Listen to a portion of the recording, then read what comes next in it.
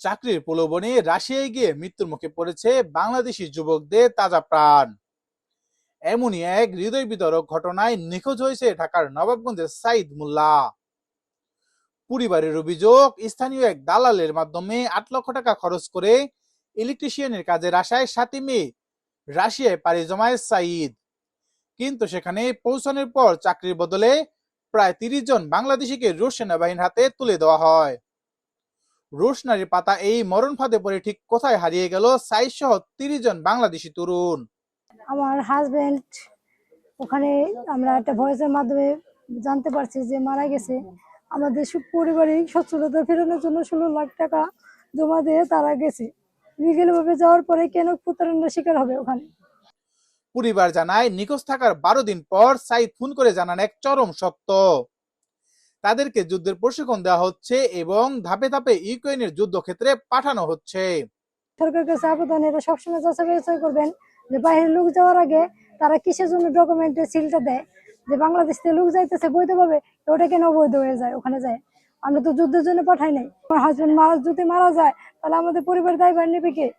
আমাদের ১৬ লাখ টাকা ঋণ কে টানবে? আমার এক বাচ্চা নেই, আমাদের তো রাস্তা না দাঁড়াতে হইব। হাজবেন্ড বাংলাদেশে জীবিত পা বা মৃত থাক, আমাদের হাজবেন্ডকে আমাদের কাছে ফিরিয়ে দিবেন, এটা এই সরকার কাছে একটা আবেদন। স্ত্রীকে শেষবার তিনি বলেন, বেঁচে ফিরবো কিনা জানি না, সন্তানের খেয়াল রেখো। সম্প্রতি ইউক্রেনের ডোনেস্কো ড্রোনের হামলায় কয়েকজন বাংলাদেশির মৃত্যুর খবর ছড়িয়ে পড়ে। মারা গেছে আরিফ পাটোয়ারি, সাইদ মোল্লা, ওয়াসিম আকরাম, মফিজ ভাই। আমরা চাকরি পাইছি, নাম হলো আপনার পলাশ, আমি আরমান জামালপুরের, তারপর আলী হাসান সুহেল রাজবাড়ি, আর একজন হচ্ছে মাইনুদ্দিন ভাই। পাইতে আছে আর কি, আল্লাহ বাঁচায় নিয়ে আসছে, কোন রকম ভাবে পাইতে আছে। আহত এক ব্যক্তির অডিও বার্তায় নবাবগঞ্জের সাইদ মোল্লা সহ সোহেলের নাম শোনা যায়। এরপর থেকে পরিবার আশঙ্কা করছে তিনি আর বেঁচে নেই। নাম প্রকাশে অনিচ্ছুক এক জনশক্তি রপ্তানিকারক জানান, বিমানবন্দর থেকে রুশ সেনাবাহিনী তাদের গ্রহণ করেছিল। এই ভয়াবহ জালিয়াতির দায়ে ইতিমধ্যে প্রবাসী কল্যাণ মন্ত্রণালয় ৩টি রেকর্ডিং এজেন্সির লাইসেন্স বাতিল ও জামানত বাজেয়াপ্ত করেছে। তবে যুদ্ধক্ষেত্র থেকে নিহতের পরিচয় শনাক্ত করে দেশে ফিরিয়ে আনতে কয়েক মাস সময় লাগতে পারে বলে জানিয়েছে রাশিয়ায় অবস্থিত বাংলাদেশের দূতাবাস। এদিকে কোনো খোঁজ না পেয়ে আহাজারি করছে সাইদের মা ও স্বজনেরা। আমি তো জানি না আমার ফুলারে এরকম মিথ্যা কথা কই ওই বিটিতে আল্লাহর কসম খাইতে আমার ফুলারে দিছে, অন্য কামে দিব।